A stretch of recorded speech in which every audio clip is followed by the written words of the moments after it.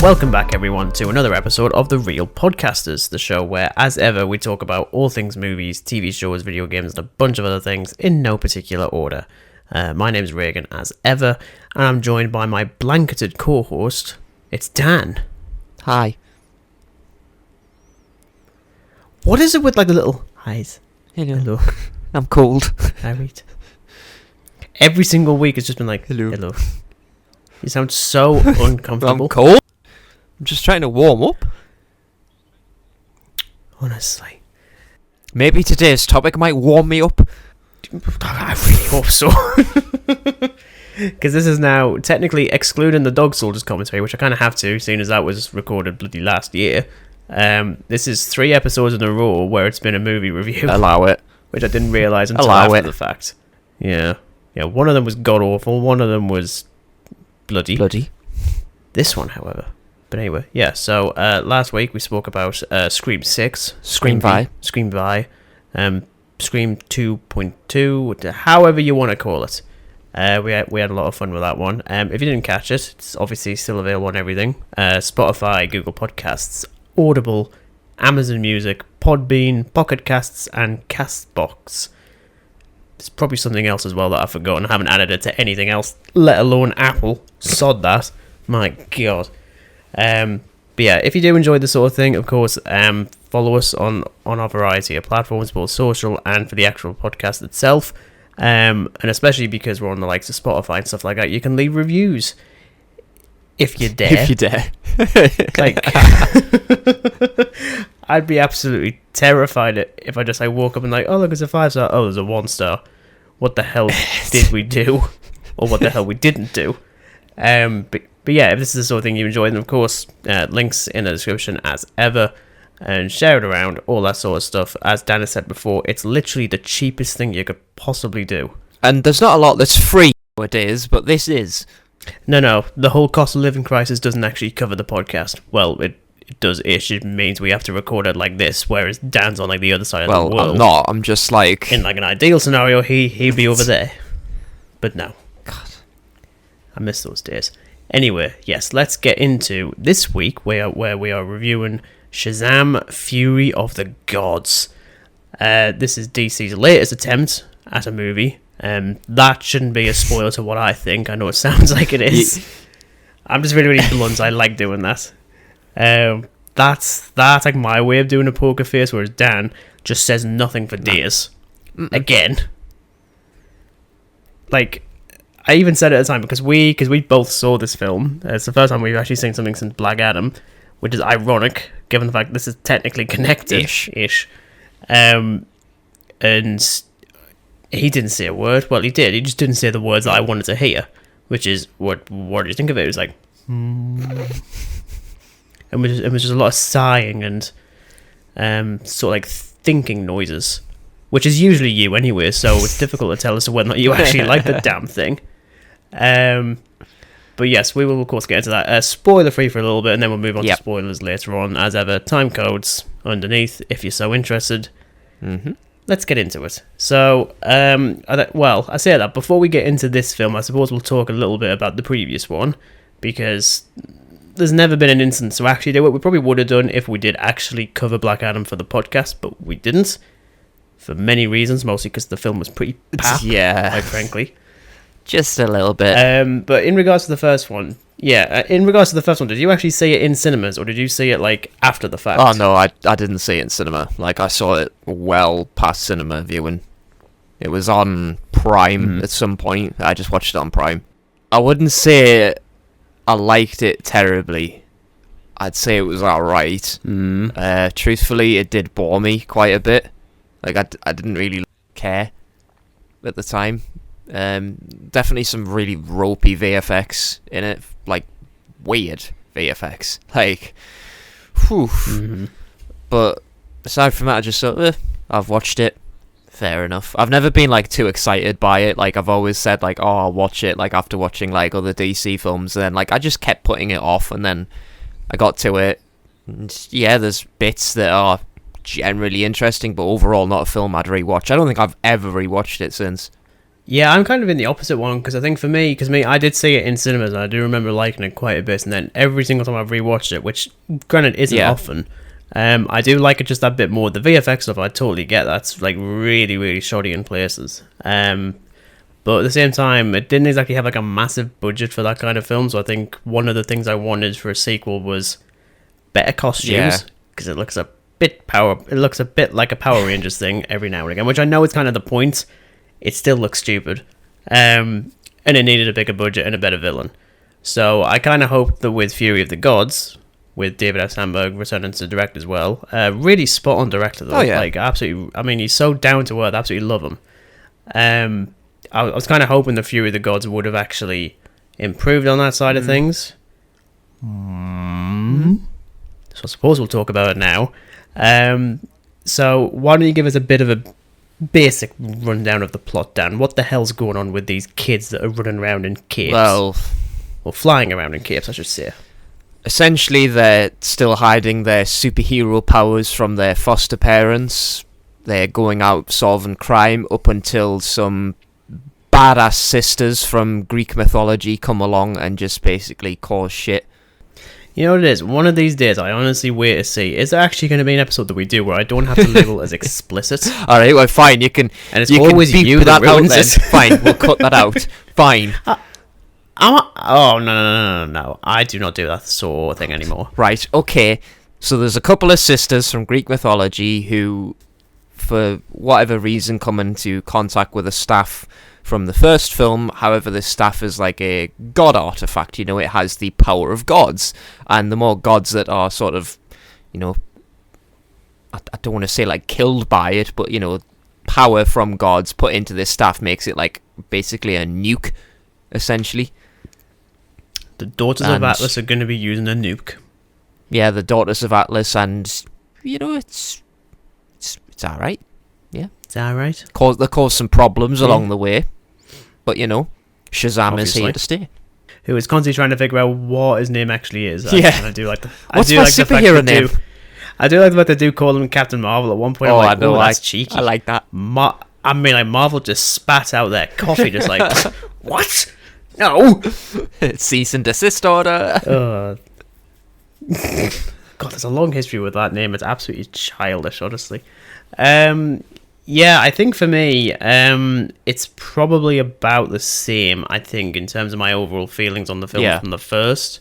I think the reason for that is because the bits I wanted improved did improve. I think the villains are far better. I think the Daughters of Atlas are altogether more interesting. Helen Mirren is just chewing up the scenery. It's brilliant. She's actually really good in the film. Visually as well, I think it's a lot more consistent. There's still some ropey stuff every now and again, but it's less. Oh, compared to the first film, it's less obvious for sure. Yeah, costumes as well, I think are far better. I think they're really, really awesome this go around. There is obviously padding in some of them, but they're less obvious. Yeah, it's not just like some which I very much appreciated. Green screen suit with a load of textures and mesh added onto it. I'm pleased they haven't gone in that direction for the most part of it. Yeah, and overall it's still really fun, but I think my issues with this go around is very much with the script is a bit weaker. I think the heart that was in the first film is pretty much non-existent. Really. Even Billy Batson himself, played by Asher Angel, is only in the film for a little bit, really not very long, and what we've got is a really half-baked attempt at a subplot where he's worried about being thrown out of his new family because he's aging out, and it feels kind of pointless, really, especially because when he's the Zachary Levi version, there's absolutely none of that at all. He's not even thinking about that. It's a pretty pointless subplot. Why mention it if you're not going to do anything with it? Yeah, exactly, and that does kind of it lessens the impact a bit. Even when you get the emotional stuff towards the end, it's I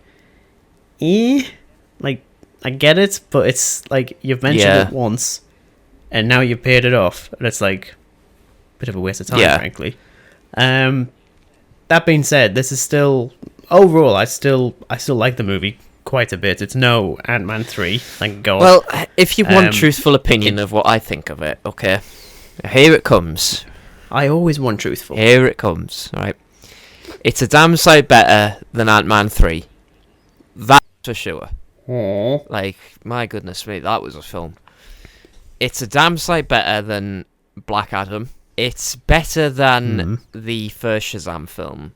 So if we're going to give it a rating, I'd probably say like 3, maybe 3.5. Yeah, I'd probably go with a 3.5. To be honest, I still say it's a good movie, but it's not. It didn't blow my socks off. Yeah, at least like they act like other characters have things to do. They're not just like there anymore. They kind of have stuff to do, like the whole fam. They have a lot more to do.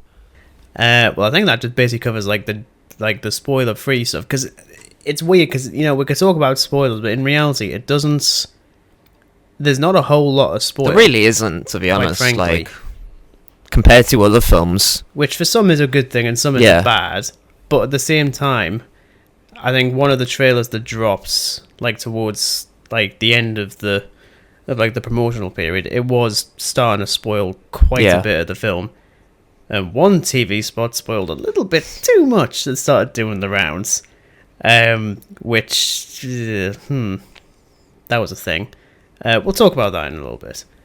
So if we do talk about sports, let's talk about the actual Shazam family. I was gonna say the Batson family, but it's Billy Batson. Like the others are, I don't think they're Batson. Are they Batsons? No, I don't think they are. I don't think they are. I've got no idea what's going on. Jesus Christ! It was only a couple of days ago. Honest to God. Yeah, I think overall, one thing I really like with this film, especially, is because even in their superhero alter egos, you pretty much know immediately which characters, like who, which person is what hero, which I really like. I think one of the more hot topics of debate was Grace Fulton's character playing Mary, who's now both the human version and the superhero version, as opposed to in the previous film. Now, in reality, that's because the character is technically an adult in the events of this film, so she doesn't really need to change her appearance. And I think even David F. Sandberg joked on about it when it was being discussed, and he was like, well, what they do is she just puts her hair different and changes her makeup a little bit. There you go, it's easy. I was like, that's like the equivalent of just Superman taking off that's what I was about to say. That it's like the equivalent of like Clark Kent taking off his sunglasses for a second. I don't know well, why. if he's at the beach, then I suppose it would be, wouldn't it? Superman on the... Well, now, anyway. But yeah, I really like that everyone is pretty distinct as well, which is really appreciative, because especially when you've got like a family of like 6 superheroes, which is quite different. I do like I'm the glad fact that they have their own personalities, though. Family. They're not just like, again, like with the first film, they're all just like there when they need to be. This one, they actually have personality, and like their own like superhero alter egos have personalities. Yeah. One thing I do like as well is actually, I'm not sure you actually know this, but 2 of the actors that played the superhero versions of the kids were actually both going to be in a Justice League film directed by one George Miller. Oh, right. So, I mean, have you heard anything about the Justice League film he was going to do? Because, I mean, it's DC, I don't really pay much attention. It was this close to actually starting filming. Like, really, it was right down to the wire. Like, they had publicity photos and everything of, like, the cast and their costumes and stuff. It was, like, weeks before it got canned. And you've got Adam Brody, who plays Freddy as a superhero. He was going to be the Flash. And you've got DJ Catrona playing Pedro. He was going to be Batman. What? Like, that's funny how I just haven't heard anything about that, especially with it, like, literally being on, like, really close proximity to getting filmed, but then it gets canned. Mm-hmm. Oh, no, actually, no, sorry, I was wrong. He was actually going to be Superman. Actually got that wrong. But yeah, pretty major. Like, it wasn't just going to be like a random character. He was literally going to be one of the actual members of the Justice League. So I actually love the fact that they got brought back to play other superheroes in the DC stuff. I just find that really awesome, frankly. That's cool. Like, I have to admit, that is pretty cool. It's kind of nice to hear about it, even though we're never going to see it, but you know. Yeah, there is... it was quite interesting to read about. I mean, it sounds absolutely ridiculous, especially doing a Justice League film with no setup of the other characters. So it's quite. It would probably be like the equivalent of doing like the X-Men movies. Yeah. So it is actually possible, but it would be really weird. But you know, it is what it is. It never happened, and there you go. But as I say, it was nice to see them in these, and I'm sure that DJ Katrona might have actually. This is back when I had a version of a movie review Instagram account, and I remember reviewing Shazam, and I'm sure he commented on it, like saying, "I really loved that you enjoyed the movie." Mm. I'm pretty certain it was him. It was. Well, one look of at you, them. Mr. Popular. I just don't know which one. I'm pretty certain it was him because the other one is Ross Butler, who plays all the version of Eugene, but I'm not sure, to be honest.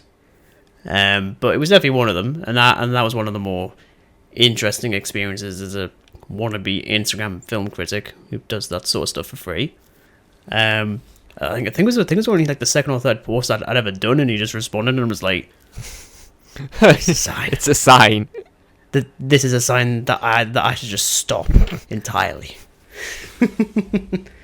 But yeah, I do like that everyone's quite distinct, but you can also tell that all of them are in different stages of being superheroes. So like, you got Mary, who is thoroughly uninterested in doing this because she just wants to live a normal She just life, wants to like go to college, like as like some like young adult wants to. They just want to get on with life, really. And then you've obviously got Pedro and Eugene, who are thoroughly enjoying themselves. Pedro is a lot more shy in this film because, as we find out towards the end, he comes out in front of his parents. But it's a really wholesome moment because they're all just like, yeah. You know. I did like that bit actually. I I thought that was pretty good because like it's good comedic value because everyone's just like having like over. What's the word like? Basically, everybody's speaking on top of each other, and then he just blurts out with it. Mm-hmm. But it's like in the middle of them all saying, "Oh yeah, we are superheroes," and he's like, "Oh no, Yeah. I'm gay." I was like, "Oh, that's actually really, really cute." But yeah, that is actually another thing, is the fact that they do actually just out themselves to like the rest of the family. It's like, we're the superheroes, and even they're like what was it, the Philadelphia Fiascos or something. You know what it is, during that sequence on the bridge where they're like trying to save people, and you just got, I need a hero plane, and I'm really sorry, but all I could think about was Shrek. Sure it is. I'm going to totally agree there because that is the only reason why I know that song and I hate myself for it. I mean, you know what it is, like I did think they were going to have a moment with them as superheroes with a pop song over it. I thought this is the kind of film where you could do that. You couldn't do it. It's the type of film that Shazam is, though, because like Shazam be. is designed to be like a fun superhero movie, whereas like Batman is like the most serious thing ever. Especially the Adam West ones, like they are so cynical. Well, we're talking about so Christopher dark. Nolan here. We're not talking about like Batman Forever. And yes, and the Robert Battenbat, as we call him, Robert Battenbat. But yeah, I did chuckle at that scene, to be honest, because it was pretty funny, and I do like that even though they've been superheroing for a couple of years, they are absolutely not trained. I mean, it's like the bridge shot, like, and Freddy when the bridge starts to collapse, it's like, right, we need to just like make sure the bridge doesn't fall, and then there's like a shot of just the bridge in the water.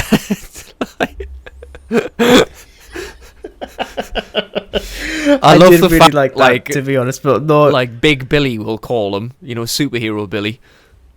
Big Billy, yeah. Big Billy.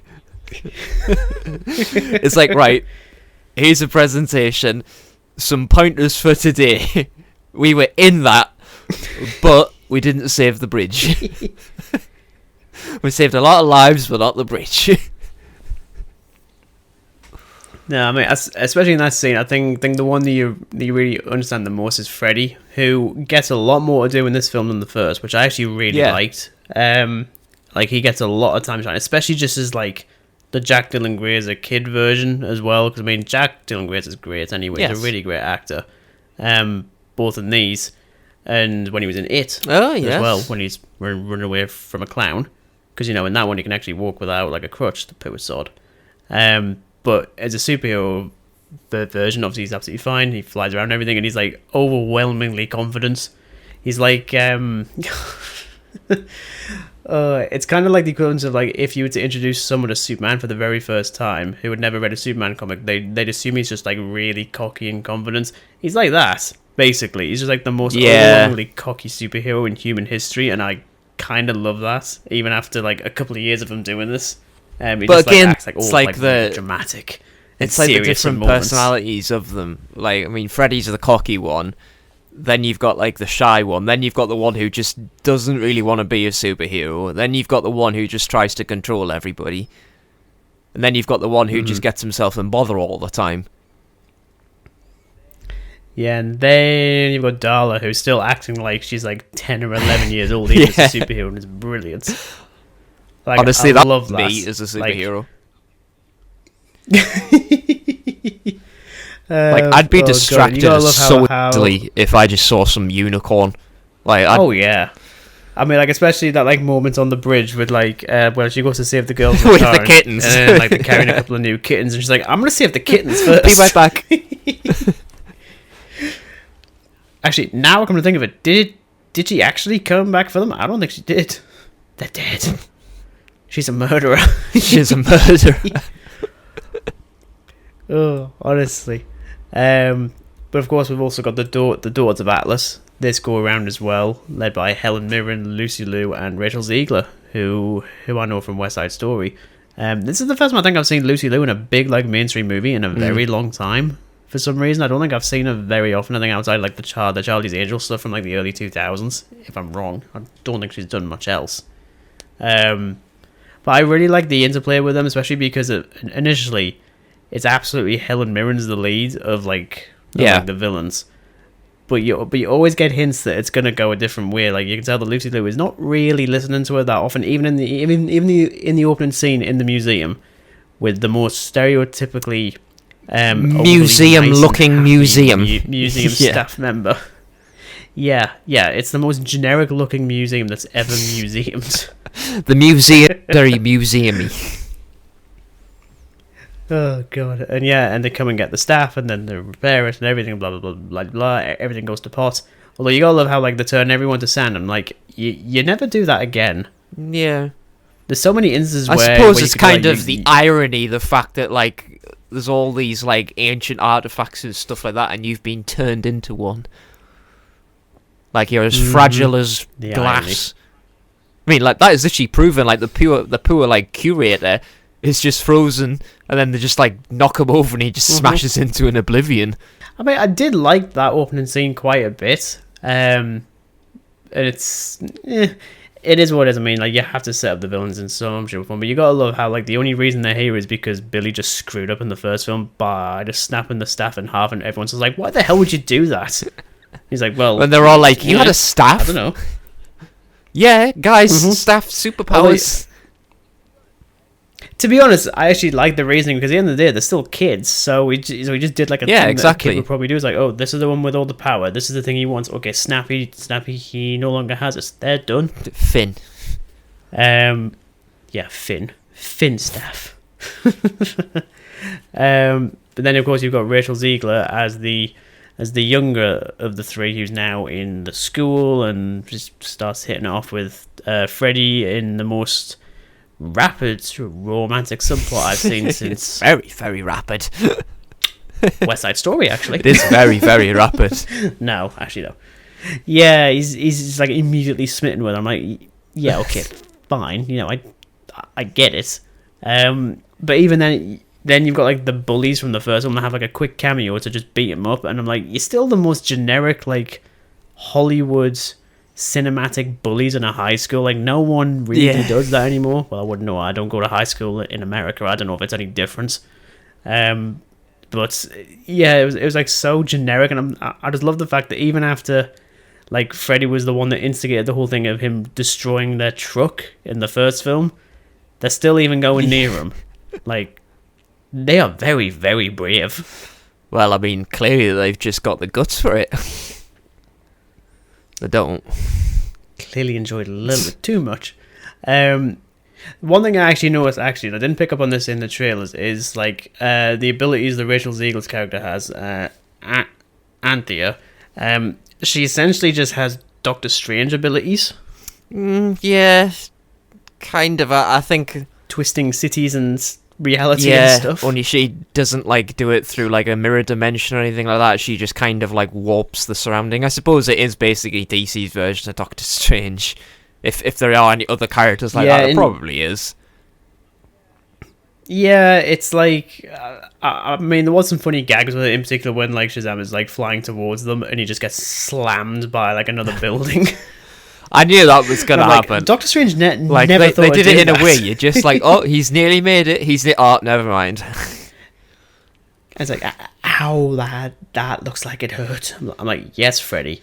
Of course it hurt. He got slammed in the face with a building. The guy got hit by a skyscraper at like God knows what mile per hour.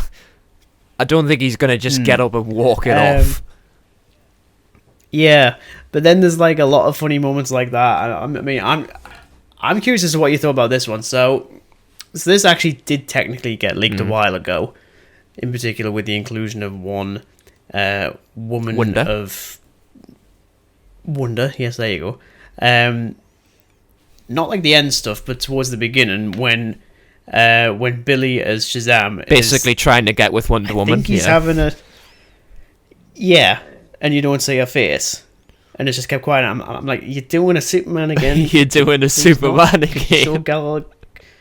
Could you show Gal Gadot's face? And then she turns around to reveal poor Jimon Honsu as the wizard. I'm not gonna lie, I was dressed as Wonder Woman. You know what it is? I was glancing over every now and again, and you were starting to keel over. It just looks ridiculous. Because I just didn't expect it. I did not expect it at all. Like, you know, there's this like great ass wizard's face on this like stunning superhero. It just looked so odd. Yeah, even to this one, I'm like, is he having a dream or is he hallucinating? Is he taking like some like superhero mushrooms or something? Like, what the hell is going on right Shazam now? shrooms.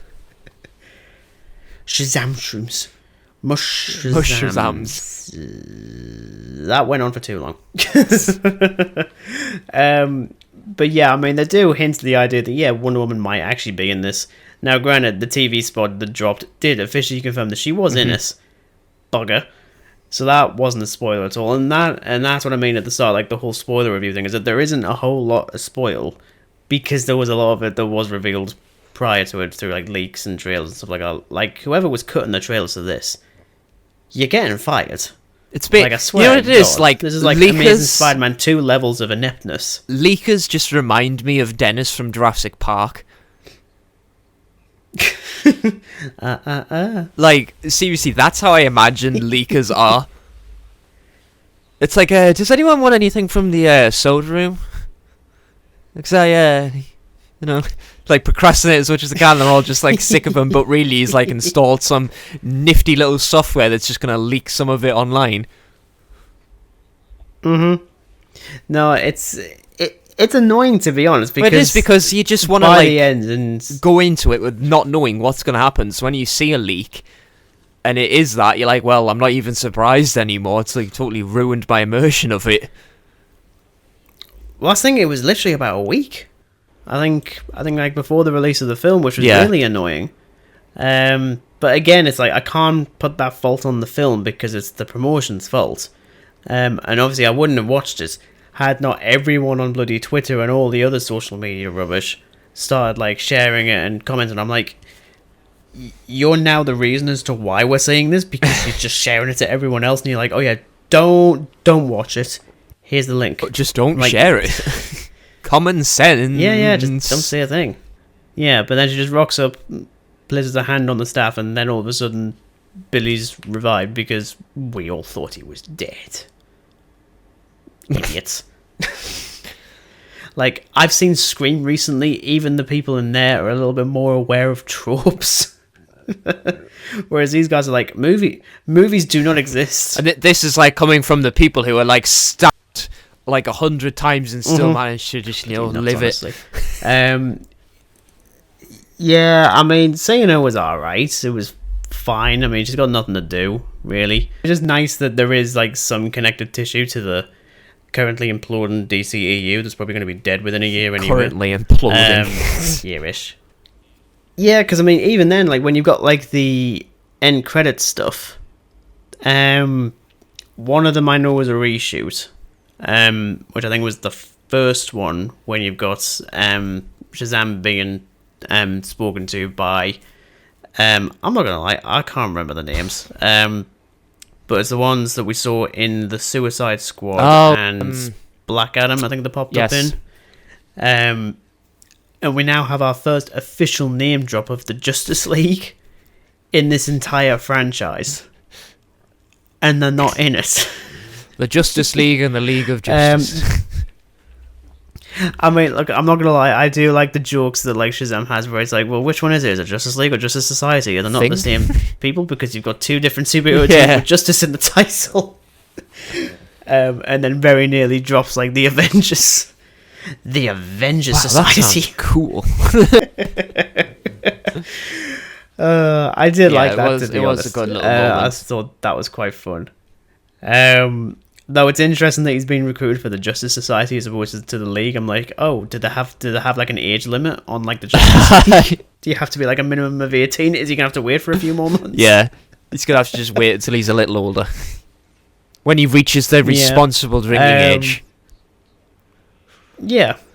But then you have the actual end credit scene, which I kind of thought for a little bit about what it was going to be, and I was actually right. Where you've got Mark Strong back as Dr. Savannah, clad with beard but no actual head hair, poor sod, being intercepted by Mr. Mind, little caterpillar freaky thing. Or just a caterpillar. To be honest, they're already quite freaky. Honestly, they look like caterpillars. They look like they're...